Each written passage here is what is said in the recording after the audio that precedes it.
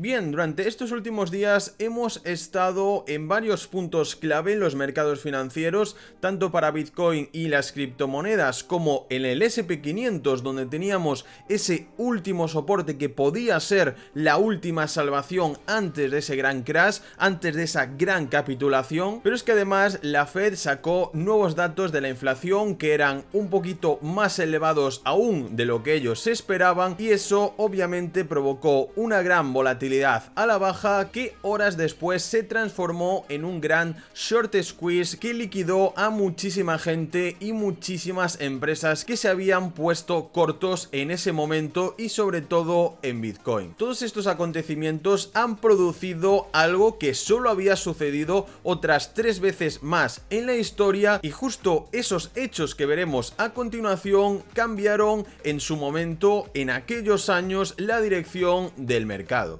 Recordad, como siempre, antes de empezar, que en todos los vídeos sorteamos $100 en USDT para ayudaros a sobrellevar un poquito mejor este bear market. Los únicos requisitos para participar sería estar suscritos al canal, darle un pedazo de like al vídeo y cuando acabéis de verlo ponernos vuestra opinión por comentario. Bien, después de todo el revuelo que se formó ante esa noticia por parte de la Fed de que la inflación seguía siendo demasiado alta, mucho más de lo que ellos esperaban ya en el punto en el que estamos, se produjeron movimientos muy volátiles de este estilo, en los cuales primero tuvimos una gran caída, fuimos a coger liquidez por la parte baja del rango en el que se encuentra ahora mismo Bitcoin, y se produjo ya directamente este gran push al alza hasta tocar la zona de la confluencia de las líneas de tendencias bajistas que comentábamos el otro día, que era esa última gran zona de resistencia que Bitcoin debería romper en el caso de que empezáramos un nuevo bull run, y que yo personalmente os decía que mucha cautela con esto porque no está el panorama macroeconómico como para ver otro gran bull run como el que tuvimos el año pasado. Mientras en el SP500 el precio intentaba volver a ponerse por encima de esa última zona de soporte antes de que se produjera un gran crash, así ha sido, pero ya el día de hoy hemos visto de nuevo, nada más abrir el mercado, mucha fuerza bajista que parece que quiere devolver los precios a la parte baja de ese rango. Y ya sabéis que si en algún momento consolidamos por la parte de abajo de esta cuña, es cuando podríamos ver esas grandes capitulaciones. Pero hoy os traigo un dato muy interesante que nos dice que hoy, bueno, el día de ayer, fue la quinta reversión intradía más grande desde un mínimo en la historia del SP500. Fue el cuarto más grande en la historia del Nasdaq. Y aquí podemos ver una imagen donde nos dice exactamente en qué momentos, en qué días de la historia se produjeron estos fenómenos. Se refiere a este tipo de movimientos en los cuales el precio primero ha caído muchísimo y después recuperó aún con más fuerza, quedando por encima en positivo a pesar de esa gran caída previa. Y esto solo había ocurrido de una forma tan bestia unos años en concreto. Lo verdaderamente interesante es que si nos fijamos en las fechas en las que pasaron estos fenómenos, podemos ver que fueron en los años 2002 y en el año 2028, justo cuando tuvimos esas grandes crisis, la burbuja.com en el año 2000, 2001, 2002, la inmobiliaria en el 2008, y además también podemos ver que incluso en el año 87, cuando hubo esa gran crisis general, también pasó algo similar. Si vamos hacia atrás en el tiempo, podemos ver que justo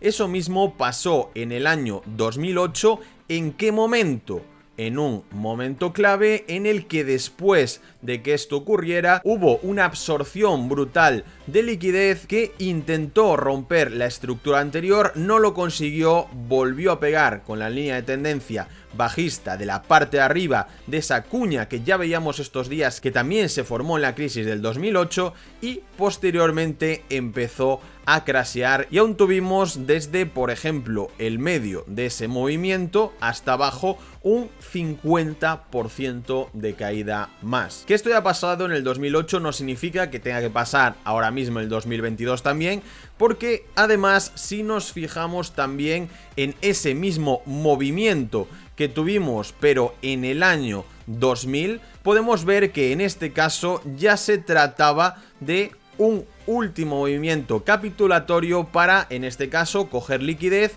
formar una zona acumulativa y después desde ahí empezar un nuevo mercado alcista. Es muy interesante mirar hacia el pasado para intentar comprender todos estos fractales, todas estas estructuras que sucedieron hace años, para hacernos una idea de los posibles escenarios que se podrían venir en la época actual. De momento podemos ver que el dólar sigue muy pero que muy fuerte, que a pesar de que sí puede estar 3 o 4 días corrigiendo, después sigue explotando y siempre buscando los máximos anteriores. Y como dijimos en vídeos anteriores, esto obviamente provoca el crash de otras monedas, provoca el crash de la economía general de otros países que dependen de ese dólar y también afecta a Bitcoin directamente, porque siempre hemos podido ver una gran correlación entre estos dos activos. Básicamente, cuando el dólar subía, Bitcoin bajaba y viceversa. Si miramos un gráfico un poco más amplio de Bitcoin, podemos ver que estamos justo luchando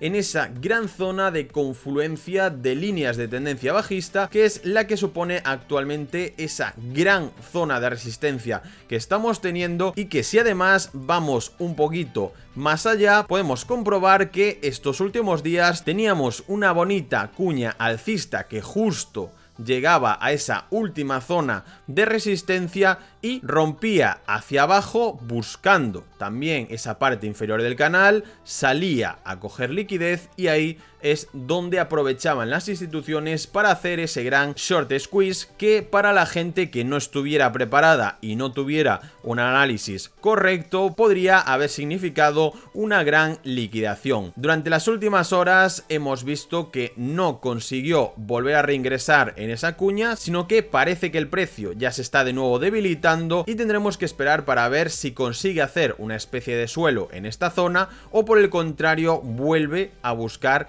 esa parte baja del canal para formar una nueva estructura. En este caso hemos visto que los máximos anteriores son más altos que los que ha formado, así que por teoría deberíamos marcar unos mínimos menores a este de aquí, lo que podría llevarnos de nuevo a esa zona de los 18.200, 18.000 dólares. Esa sería la forma estructural de analizarlo, pero tenemos que tener en cuenta que justamente este movimiento también podría tratarse del último spike a coger liquidez para después volver a formar una estructura más alcista de vuelta al menos a esta parte superior del rango en los 25.000 dólares. Esta es una opción que por el contexto macroeconómico vemos más complicada, pero que podría darse perfectamente, porque al final sabemos que el mercado no cae verticalmente, sino que va haciendo pullbacks dejando una escalera. Así que perfectamente podríamos tener esa atracción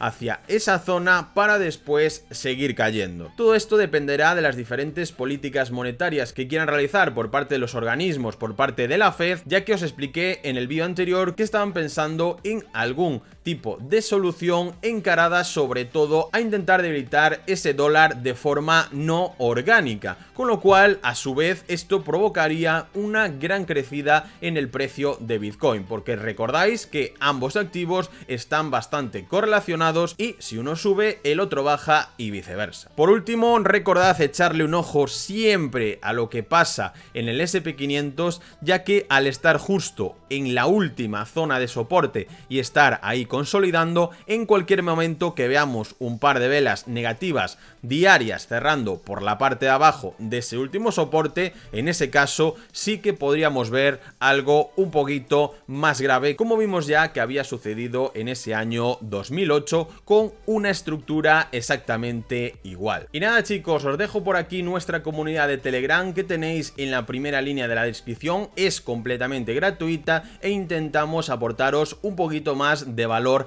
extra, con análisis personalizados, todas las noticias de economía y criptomonedas, etcétera, etcétera. Y también no os olvidéis de que si queréis participar en ese sorteo de 100 dólares en USDT, lo único que tendríais que hacer sería estar suscritos, darle un buen like al vídeo y ahora que lo habéis visto, ponernos vuestra opinión por comentarios. Muchísimas gracias y nos vemos en el próximo vídeo. Adiós.